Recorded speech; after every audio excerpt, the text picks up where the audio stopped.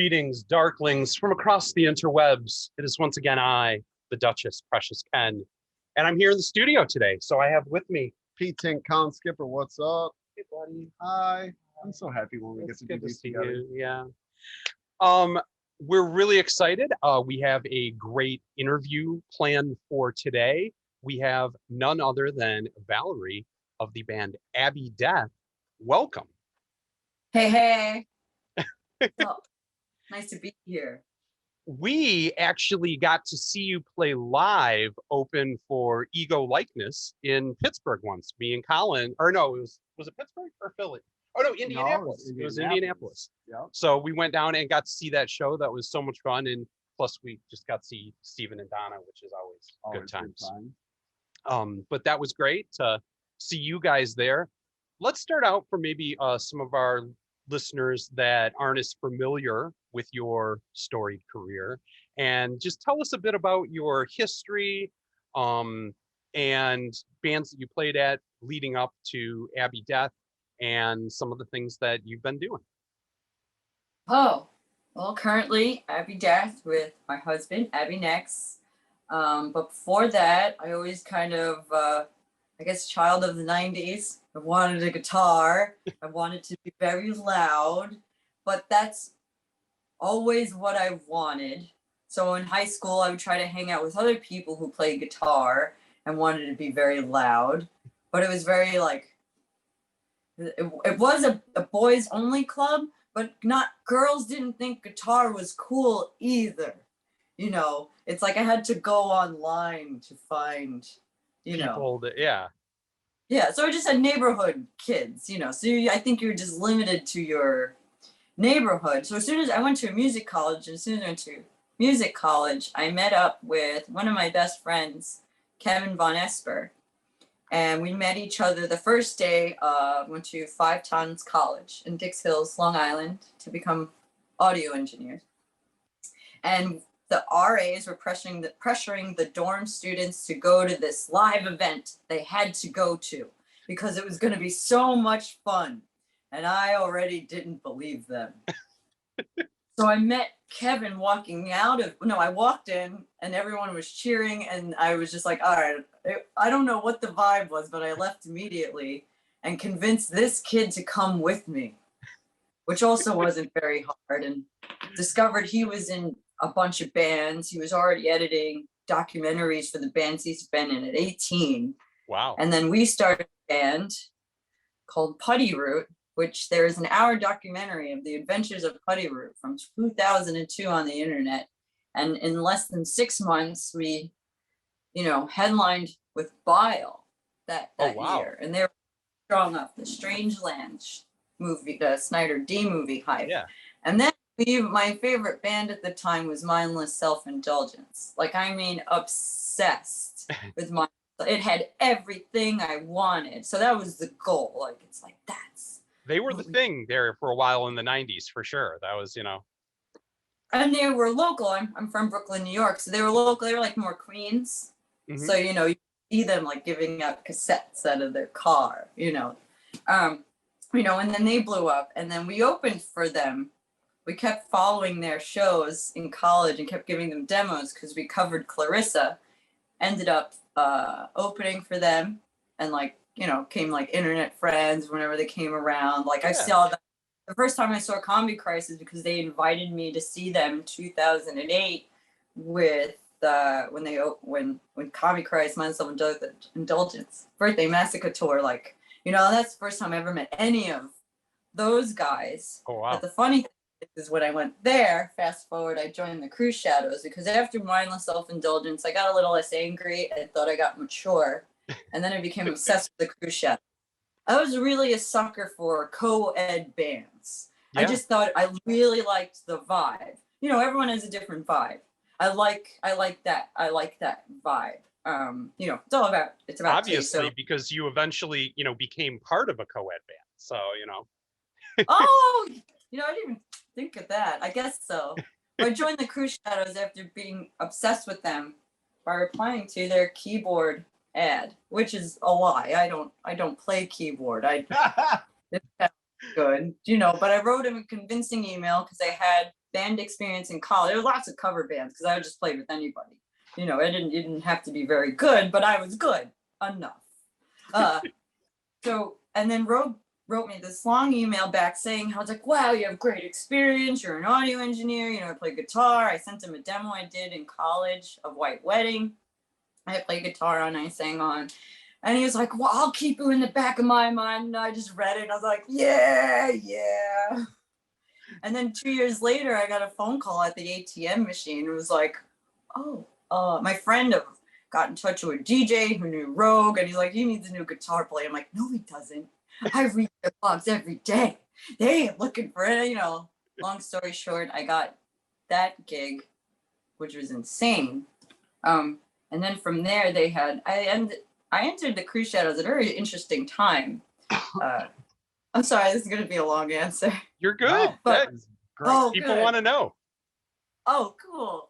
So when I joined the Cruise Shadows, Rogue was married to Jessica, the dancer / studio manager at the time. Mm-hmm. But they just lost their violinist. And that's all I knew is that, so you need a guitar player, but all you're telling the public is that the violin is gone. But the guitarist was already the fourth guitarist I knew. You know, it might as well been the Spinal Tap guitarist at this point in the Cruise Shadows. But I was like, this is not the Cruise Shadows without Rachel. But it still was. She'd had her own thing and her own sound. But it was very things were changing already for them without me in the band.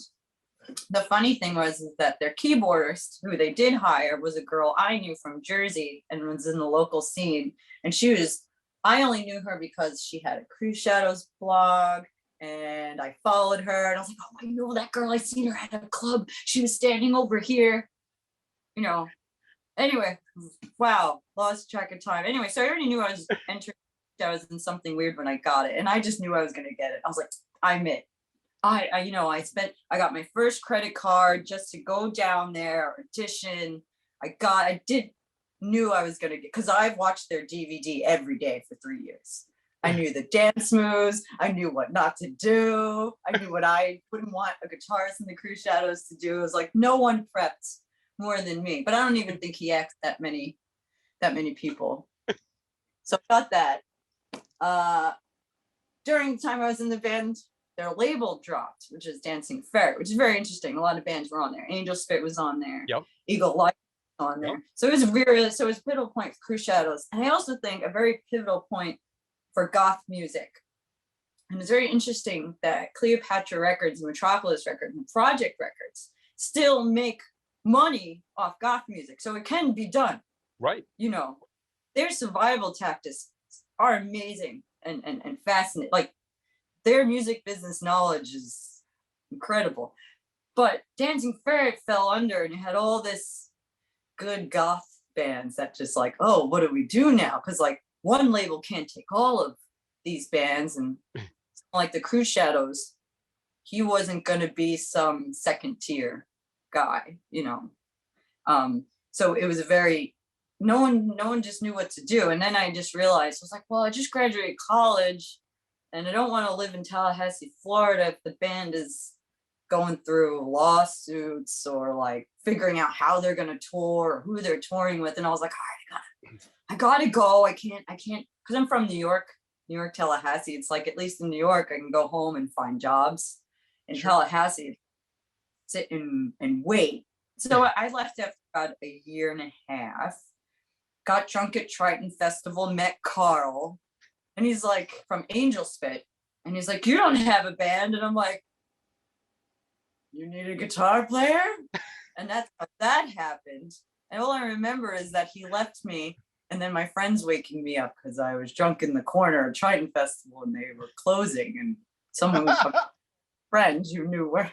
I was like, oh dear. But that's probably how you would start to be in Angel Spit, which were also in a weird spot because Carl and Amelia, you know, they were married and they're just starting to separate, and they were on Dancing Ferret.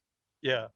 All these bands ended up being fine, you know, once you figure it out, I guess. So So it was weird. I've just been traveling. And then Black Tape for the Blue Girl happened because a promoter said that he needed a guitar player and I was local. And it's because I owned an acoustic guitar with an outlet that I got in Black Tape. So, you know, my dad got me and I'm like, what? As one does. That's I can't do nothing with this. Oh, I can go to Europe with this. Okay. And then That's awesome. oh yeah. Yeah. And I just kept touring in bands. And then I met Philip, and then I realized I really didn't want to play anyone else's music anymore because I felt that I was good enough. Sure. And you get a lot of energy to other people's bands. You know, it's like you do get hurt. You do lose your hearing. Things can happen. Long time vitamin deficiency really fucks up. And that's what happened. I was like, too much drinking during that time in Angel Spit. You know, I think even Amelia, she was ill. It's just not even that much partying. It's just like you're in a bus, you're not drinking enough water, and you're just like, oh, booze to survive. Because every goth tour is routed horribly. It's like, okay, we're gonna play here, and then we're gonna play here, and then we're gonna drive back and play here. And I think if we do this right, we'll get 12 hours of sleep in 5-minute increments. I think a lot of people don't understand always just the, you know, you think of the glitz and the glamour associated or whatever and the partying with, you know, kind of the touring life, but it is a physical gruel. Like it really does. It takes a lot out of it. You're eating trash. You're crammed into a van, like you said. I mean, it's not a comfortable way to live or a healthy one necessarily, you know? And yeah, you're not getting the sleep you should. And which is the reason we don't fuck. we're lazy. We're lazy. We just, the idea of getting in a van and like smelling each other's farts for 12 hours in a car, hard pass. Like I'm 43 years old. Like I think I'd last for like 6 days on that and I'd be done. Like for like 5 years. Yeah, I'd have to, if we play one show, I need like 5 days to recover. Yeah, that's so this is awesome. That I love that this interview has already just turned into like a goth diss session of just, you know, dishing about every band and like what their business was and everything. That's hilarious. I love this gossip talk. Let's pop ahead a little bit. You know, but it's all good, clean, you know. It is. Yeah, it was all fun stuff. We weren't, talking down. We were just telling sipping the tea. Sipping the tea. Yeah. I'm happy to say there's everyone I've been on tour with is very good and very clean. Like, you know, there's no great, terrible scandals or, you know, it's just like I've worked with great guys in the industry, but wow, just at very strange turning points. But I feel like I have a lot of knowledge. Sure. That I'm excited to, you know, share. Yeah. Well, we're excited for that too. So then after doing a lot of this stuff and I mean, working with all these great bands, like you said, you really wanted to do something for you to, you know, you had the expertise, you had the production knowledge, you really wanted to put your own voice out there. And tell me a little bit, you met Philip then and you guys started this project. And I love the fact of kind of hearing back in time that you've always liked this energy and vibe, this idea of kind of two voices in bands that do that kind of, and I love that too. Tell a story or a relationship or a dialogue almost. I like when, you know, two singers do that. And it's one of the things I really, really like about Abbey Death is you guys have a great of that because you and Philip have such contrasting voices, you know, and when they blend together, it really does make for this really cool story. First, I want to hear about the meet cute. I want to hear about how you met Philip and you know, had a relationship then with this person, because I find that shit adorable. And then B, tell me how you've turned that into your own personal musical journey and how that became Abbey Death. I met Philip because I moved to LA because we were there. I was there on the Angel Spit tour with Lords of Acid in 2011. And we were there for a couple of days. And I just realized I loved it because a lot of people live there. You know that Yeah. I really liked it. And then so I moved out there, and then I hated it because I think I'm that's pretty common in LA. no, A lot of people love it right up until they don't. I love it. Well, I also don't drive. You I don't can't. drive. It I takes can't. 3 hours to get anywhere. Like Yeah. if you go to the like store to buy a 40, that's a 3-hour drive, like on the corner. Unless you live in the hood, which I did.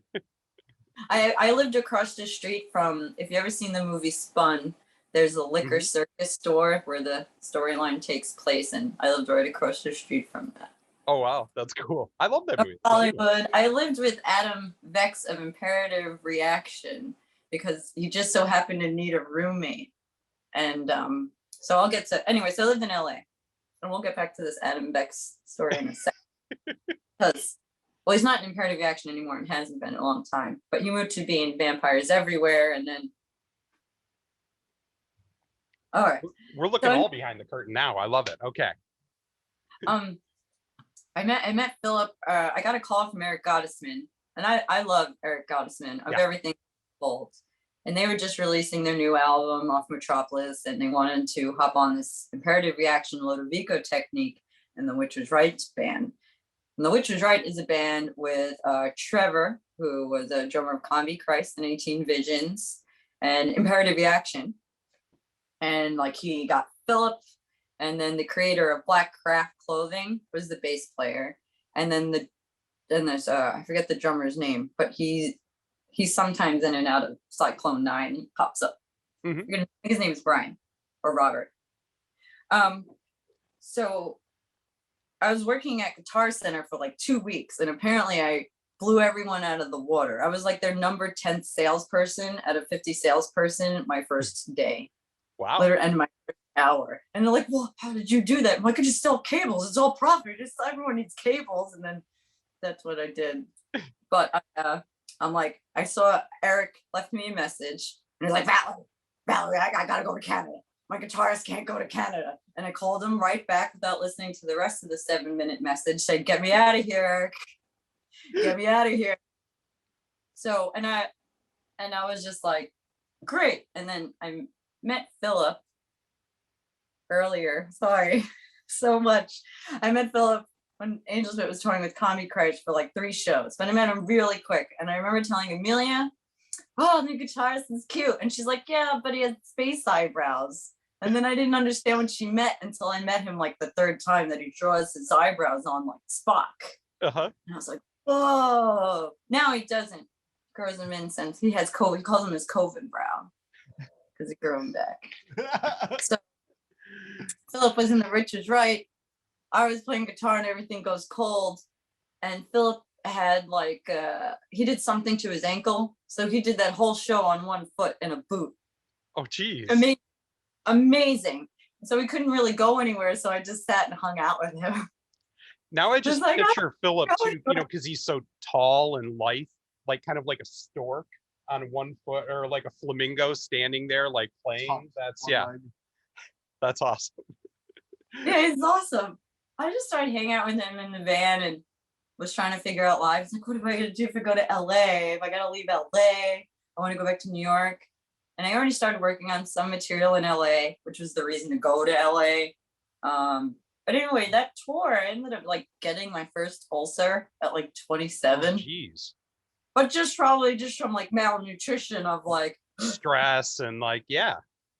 They've only ever stopped for like 2 months, and you probably need a whole season to recover. Yeah.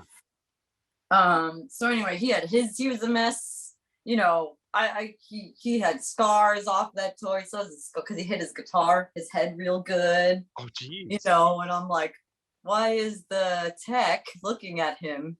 And I saw the tech go like this to his face with a towel, and he's like, oh, we crawled out of that tour, and it was both after we toured extensively for 3 years, and then I moved back to Brooklyn, and then we just we didn't hang out for 1 week after living in a van together. We're like, what the hell is this? This sucks. And then, you know, I was still releasing my solo stuff. He was releasing his solo stuff, and then let's just write stuff together because it's just easier. We worked really well together, and like we like Abbey Death. It's easier for us to continue music because it's ours, because it's easier to give that much when it's your art, because at the end of the day it's just like, and you don't like do a whole tour and be like, maybe they'll call me again, but they don't even, it's such an unsure thing. Don't know, but it's nice when, I don't know, for me, it was cool to do it, but I don't know if like being a hired gun is forever for me, but some people love it. That is them. Like, they're just like, I'm creative doing my performance, and I'm like, I just want to be creative sonically, like something to be there when I'm gone, or the whole and like civilization collapses and all that's left is digital music on a last computer. So I'm gonna butt in really quick because I'm curious on the timeline here. Your solo stuff, the Valerie Gentile stuff, that came out before Abbey Death, didn't it? Just before. Okay, but I know Philip worked on some stuff on that, but that was mostly you and another producer, correct? It was me and another producer. But I would say the first track off the EP, So Far Away, we knew we wanted a male vocal, and I actually went out of my way to ask Rogue, but he was that summer when coming back from Europe. They came back from Europe and they had a carnet of stuff and money. They played festivals, and that just got broken into, so or that was crazy. So he was recovering from that and dealing with like the NYPD, dealing with lawyers, and he was still in the middle of like getting a new label, because he since then released tons of music, and then so it was just bad timing. So Philip sang on it, and he didn't do much singing, like he did some screaming on his solo stuff, but I think he has a great voice. So I love Philip's voice, yeah. And I like what he did in the performance. So I also call that at first Abbey Death song. And in Danger, Philip did some arranging on it, because at first me and the producer I worked with, who is also the same producer of the Angel Spit album, Hello, My Name Is. And he did a bunch of other stuff. That's the only stuff that comes to mind. Our arrangements were terrible. Like, it didn't like, it was this weird ballad, and Philip turned it into more of like a harder hitting, electronic song. We were listening to that right before, we kind of started the interview. I love that shit. Like, it was just so dancey. And I think, like you said, you had an expectation built up for how the song starts. And then all of a sudden it just got these angry metal teeth to it out of nowhere, and going along with kind of like the poppy dance beat of it. I love that shit. I thought that was super cool. I have to ask you guys something though. Every time I hear Danger, it was written during, what's that music? That dubstep. It was written during the height of dubstep. So I wonder. Dubstep had a height? Oh no, okay, yeah. Like in 2013. So I wonder if my kick drum for that song sounds dated. So I can't hear it, and I'm like, oh, it's such a dated kick drum sound. I mean, it goes boom boom as a kick should do. You're fine. Oh, thank you. There's only so many things the kick drum is capable of, and boom boom is one. It is the essential aspect of the kick is to go boom boom and a do. So it's you go boom boom. I think the vocals are so not in that vein. Yeah. And there's something about your vocals that don't allow themselves to be dated that I think works really well. So I didn't give it a second thought. I never took away dubstep from that when I heard it. Yeah, that never occurred to me. So thank you. See, you always think things that no one even thinks about. No, true. No, not at all. The song works. So that's what's important. So we talked a lot about the history going on here, and I want to give you a chance to tell us a little bit about what you have coming up here to release on the horizon of what's, you've been in pandemic. We all have, hanging out. So what are you going to be offering us very soon to get people excited? Oh man, Abbey Death's new single. It's coming out July 27th, so it'll probably be out by the time this interview is out. And we rebuilt our studio because everything else prior to this, we were running off Philips 2004 PC. It was horrible, horrible. Like being, it's like just being in a studio. Like Philip is live audio, and I'm studio audio. But you integrate to survive. But so when I was working on his computer, I was like, But he just he knew how to work. Like I called it this old technology. So we worked. But we finally decided to get a new studio computer because we knew we wouldn't be touring. So it's always nice to have the tour, fun. And then it really enhanced what we could do. It is amazing with audio recording. Digital audio technology is capable of. We were able to work so much better. We were able to edit so much faster, and we're really excited about our new single, Death is for a Living. However, it came into we wrote it about a year ago, but the writing stopped because we didn't know where to go with it because we never felt like we wrote anything like this before. And a big thing is that we have a electronic drum kit. Philip plays drums. He played drums for Cyclone 9 and this band Nocturne, who if you ever seen Lacey Skulls from Rock of Love, that was her band before she started the reality franchise, reality TV show franchise. What was it, Brett, the guy from Poison or something? Yeah. Yeah. Nocturne was great. So he's an excellent, phenomenal drummer and drummer programmer. So it was just, anyway, so the writing came to a halt, but we did all this new exciting stuff. And then I was like, well, let's get a guest vocal. We're really big on guests, but it's because there's still a little bit of that we just want to, work with other collaboration people. Of it. Love that. We do the same. Love it. Oh yeah, it's so much. You always learn something new. Collaborations are fun, and over the pandemic, I discovered this artist, Miss FD, and she's based out of Florida.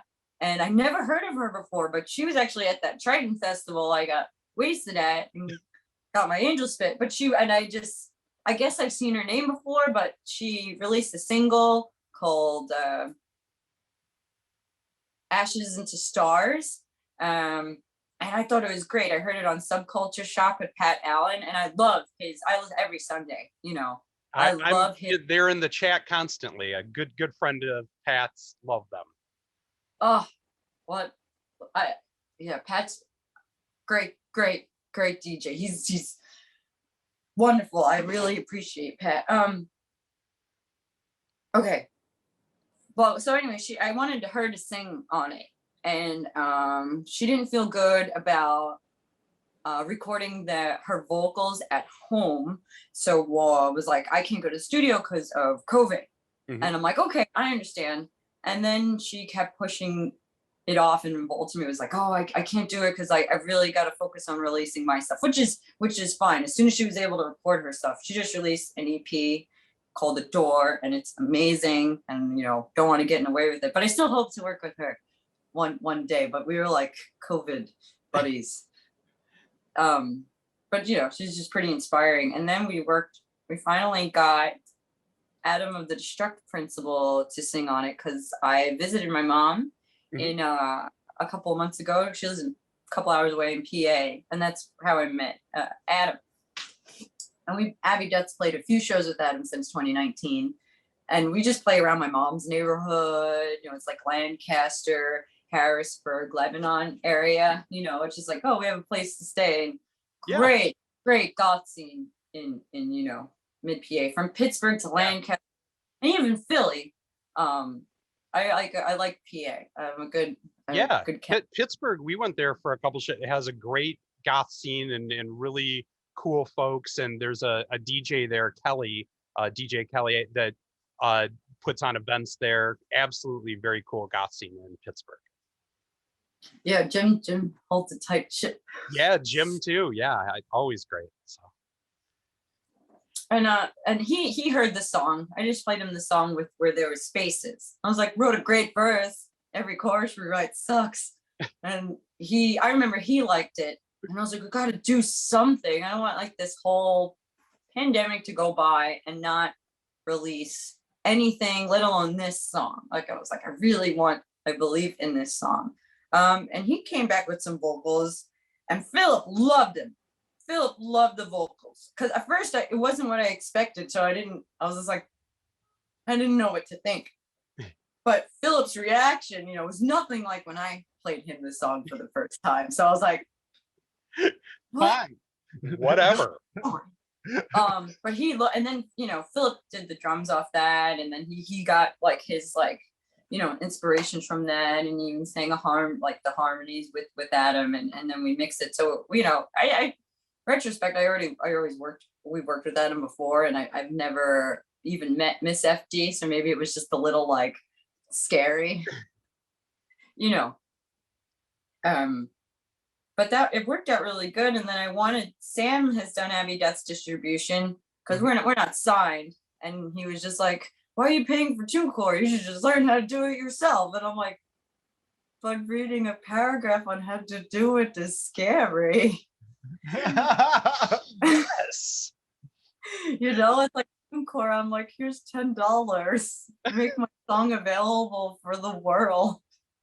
But it's like, you should get paid for your music. You shouldn't have to get paid, blah, blah, blah. Anyway, so he usually does that. But this time he wouldn't do it. He was like, let me sign you. And I'm like, you can't tell me what to do. I was like, oh, you're going to tell me this is too loud and this. But, somehow he convinced me. He's like, this is a really smart thing to do. He's like, try to make a couple of dollars with your band instead of spending hundreds of dollars. Sure. And so he signed it without even hearing it. I tried like, you want to hear it? It's 80% done. He's like, no, I'll wait till. And he did right. I'm glad he waited till it was done. And then he chose Martin of Attrition to master it. Yeah, Martin's great. Amazing job. I've never heard any Abbey Death song mastered with that much clarity, And I love my favorite mastering engineers. I don't know if I would always go to Martin, but I really like Eric of Null Device. He's another great master. Is fantastic, and Clack and all the projects that Eric does. He's a wizard, like on the just intricacies of mastering for sure. Oh yeah, he's such a nerd. I love it. He's like, what format are you having this downloaded on? Because I can get this like 2444 version, a 1644 version. What about a 96? And I'm like, this is very relatable content. I have made that face many times to you. That's oh good. Collin's a nerd too. So yeah, that's. You're completely glazed over, I see. I'm just going to you don't care. Okay. I don't just make sound good, Collin. Make sound good. Make sound good. I'm monkey. I dance. Yes. Another exciting thing I wanted to hit on real quick while we're going through new things that you did is you did a collaboration with my good friend Benny of the Sweat Boys, where you did a cover of Adrenaline, which I love that freaking song. That's so good. And I loved your version. Like, it's one of those that honestly, when he told me that he was doing a cover of it, I was just like, that's sacred, dude. Like, what do you do? You're not allowed to. That's one of those songs like don't cover, this corrosion. Like, that's just, why would you do that? It's perfect. Don't touch it. But honestly, it was a different song and a different level. It had such like a cool vibe and like had this really dark, sexy disco kind of like thing going on. And so tell me a little bit about what was that like and why was that song fun? Well, that was really fun. He emailed me and he's like, I have this cover. I can't sing it. And I'm like, why not? and I thought it sounded great. And then it actually took me a year, because it is, you hear that it's the song. If you just hear the instrumental, you hear that it's the song. Yeah. But then you sing over this, though. And it was hard. And then one day it just clicked, because I kept hearing his version. Then I heard, and I did it for a week. I would just spend 15 minutes on my commute to work, just being like, all right, so this is 15, like this song. And one day I was finally able to sing over it. And I'm like, oh, this could be great. I'll throw some harmonies here. And the bridge was the only weird part, because the spacing's different. And I don't know what he had in mind. So I guessed, and I guess I guessed right, because like I was like, I don't know if this is your arrangement. I'm stepping on your arrangement. And he was like, all right. And then some time goes by and he's like, I mixed it. And it was like a happy, just like, didn't think anything would come out of it, but I was excited to get asked to do it. He let me do whatever I want. And, I sent it back, and his mix is great. The master's great. Eric mastered that as well. And, it's the best thing, I'm just happy that it sounds really great, because I know all the hard work that was put into it. Yeah. No, it is. I love it. I didn't go into it ready to love that cover, and I played it constantly and fell in love with that cover. It was so good. Oh, thank you. Wow, we covered a lot of ground there. We are now to the point in the interview where we're a music review page. That's what Sounds and Shadows is, first and foremost. And so I always like when we get an artist on, especially somebody who has a lot of experience and toured around. What is it that in the scene today you're listening to that gets you excited? Are there any bands like on your Spotify or what that you're playing right now that's really getting your blood pumping? Mirror by Imperative Reaction. Oh, okay. That album is perfect for 2021, because maybe some people might say it's a little clean, and maybe it is. Sure. But I don't skip any song. I think Ted did a really great job, and I knew he got his advance from Metropolis like maybe a decade before this album came out, and he just really wanted to make sure it was the best Imperative Reaction album. And the thing is that like it was worth waiting for, I just think I hope he does it live. I hope he does a live tour, because this is gonna be live bangers, and he's such a great stuntman. But I know he's in like the hospital dealing with like blood clots. He has a GoFundMe right now, because he's like, as soon as this album blew up, or I see that it blew up. That people like it, and it's getting a lot of listens too. He had to go straight to the hospital, so I hope he gets to at least see or feel some of the impact that I think had. Yeah. So that's I really love that album. I've been listening to that a lot. I really like Miss FD. She's the artist I discovered during the pandemic. Like, I think it's great dance music. She writes her music. She does like all in her own studio computer, and like she also is smart enough to reach out to outside engineers. Like I do that a lot too. Like sometimes I'm like, he who mixes it shouldn't master it. And when I say that, I mean me. I should not mix and master my own music, because I'm someone I can't. You want to have a different set of ears to, kind of hear other things that maybe you would have missed because you're so close to it. Yeah. I don't want to be too. So that's hard for some people, and some people they don't. It's whatever you feel like you got to do. But I'm like, I found out we both use Cubase, and we talk about Cubase and such. Like, one day, I keep telling her one day we're gonna write a badass song together. But I listen to her stuff a lot.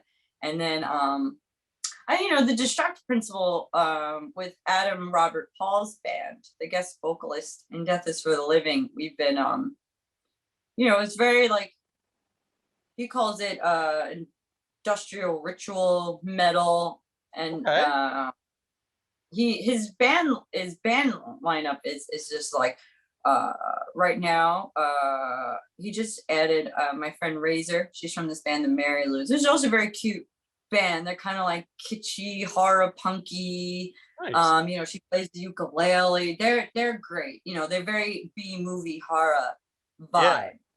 Ukulele, You know, they're horror punk. I'm already into that. Like, that I'm gonna have to awesome. look that up after the interview. That sounds cool. oh man. Razor, the singer of that band, who's now in the Destruct Principles. That's like kind of exciting. Like I've known her for a little while, and so I'm excited to see what we're playing a show with them August 13th. How his you know, his new band members fit in. And he Where are you writes playing really the show at?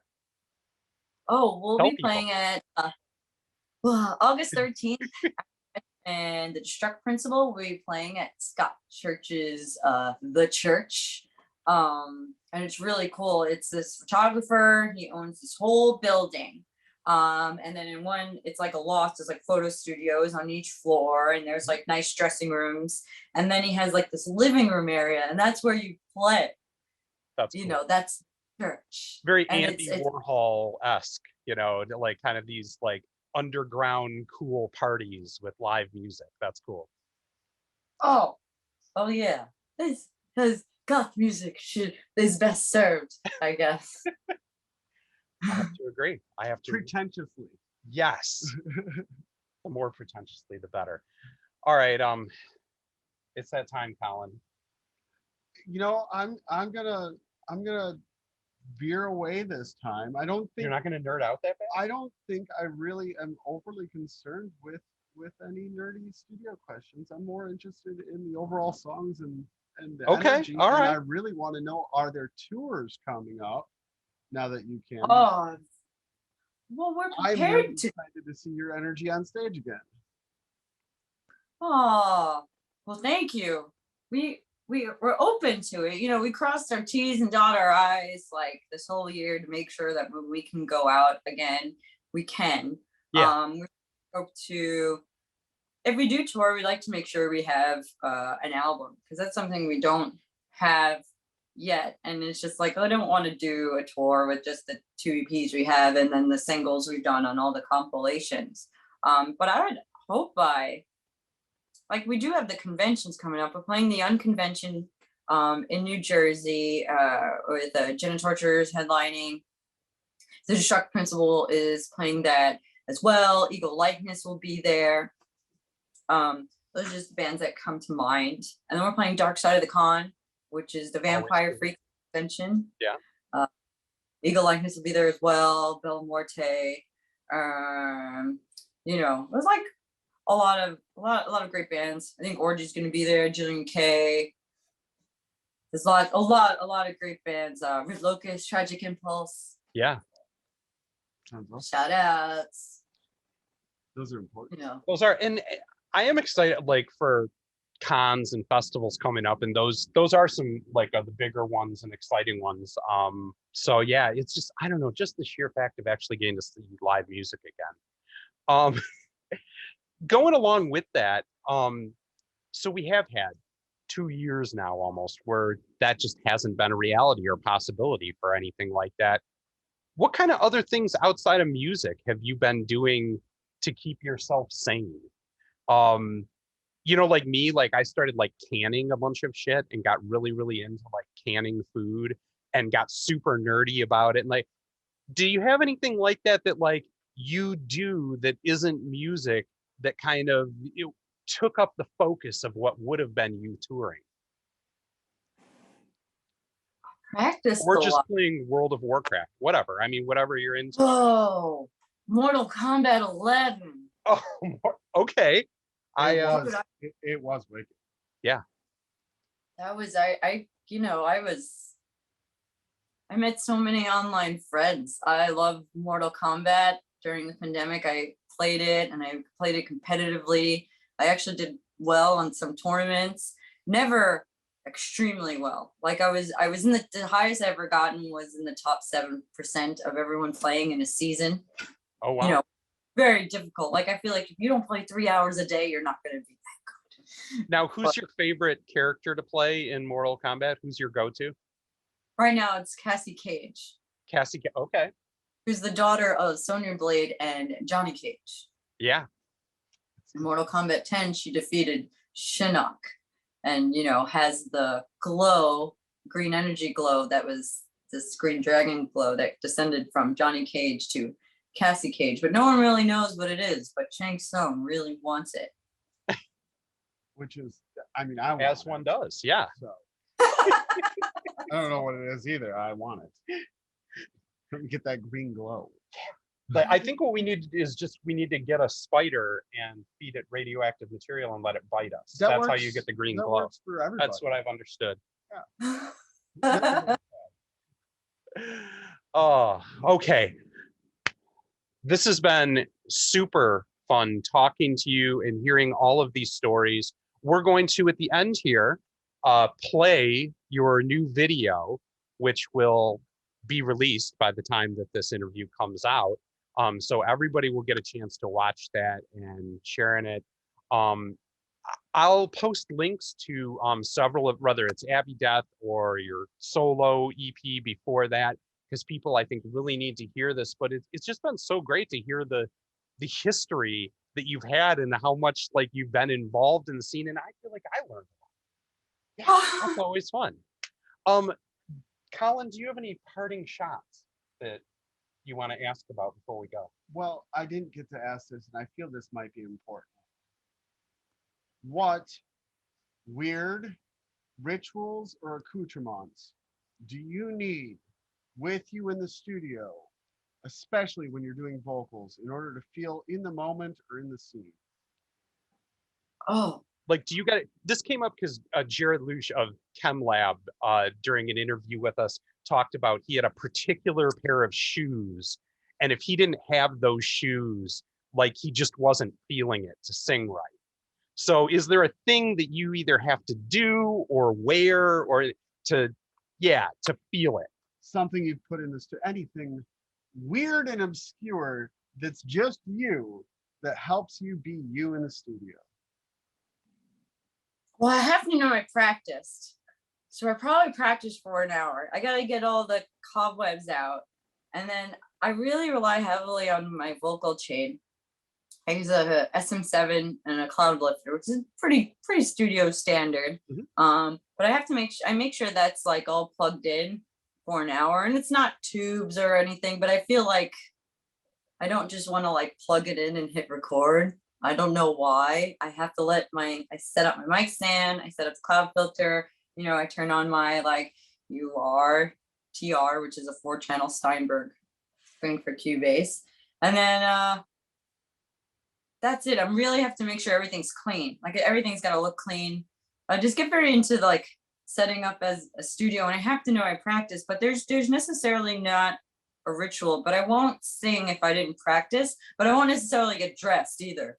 Like if like it's like, oh, I should record vocals at 10 in the morning tomorrow, I'll wake up and like brush my teeth and I go la la la la la and sing some songs, and then I'll like I don't even have to get dressed. I just think it's so weird, like how I play these songs live and how I look in the studio. It's like, oh my God, you wouldn't even recognize. It's just sweatpants and a t-shirt in the studio, but then when you go out live, you have to do the whole thing. Yeah, I do the whole thing. Abby Next and I are really into the Wim Hof method, which is just breathing. And with breathing retention and followed by cold showers. We're really into that. And since starting, I think our vocals abilities are, they've expanded, able to hold out notes longer. Our vocal range has expanded. And you just kind of feel healthier, because that was our problem at first. Like we were just not great longevity singers when we started this. Sure. And then it also made us be like, oh, I kind of feel a little more respect for lead singers now, because it's just like, no, the guitar doesn't have to feel good. I'll beat the shit out of it every night. But to sing, I have to feel good. Or to sing. Awesome. I'm going to have to try that. I'm going to start taking cold showers right before vocal takes. I love this. Oh, but check out the breathing. Never cold shower before you're focus, because you cold shower, you don't want to go into shock or something. Yeah, it's bracing. Yeah, I love that. All right. And how long do I got to wait for a full-length album then? Yeah, when are we getting this? When's this happen? Give us the tea. Oh man, I hope it's by Dark Side of the Con 4, which will be in April of 2022. Like that's our goal, to have it for that convention. But if you don't have it by that convention, it wouldn't be later than summer of 2020, because it's just like we want it to be really good, but which takes a long time. But then we're probably going to do it ourselves. You know, I don't necessarily see us like reaching out too much. Like we want our first album to be what we can do in our studio, because we think we understand what we want. It's just a matter of like building it and then setting up. And I'm also kind of into concepts, and it's like I have a vague concept right now, and then he has his own vague concept, and then usually we bring our vague concepts together, and they're not so vague. It's interesting. They take on form and function. I love that. I think we're the yin yang of each other. I always tell him that. It's just like we're totally the yin. Like it's just like whatever I can't do, he can, and then this thing we want to do happens. I know how that goes. It's awesome. That's great. I'm super excited. I'm super excited for the album. And now, why don't you, as we're going out, introduce the video that we're about to see, and kick us into the video. There's not gonna be a video. Oh, it's. Oh, I'm sorry. The track, then the single. I was thinking it was a video for some reason. That's okay. Oh, that would be wonderful. Then introduce the track that we're about to hear. You're about to hear Abbey Death's Death is for the Living, featuring Adam Robert Paul of the Destruct Principle. Excellent. All right. For all of you out there in interweb lands, this has been the Sounds and Shadows podcast with Abbey Death. Keep it fucking dark, you.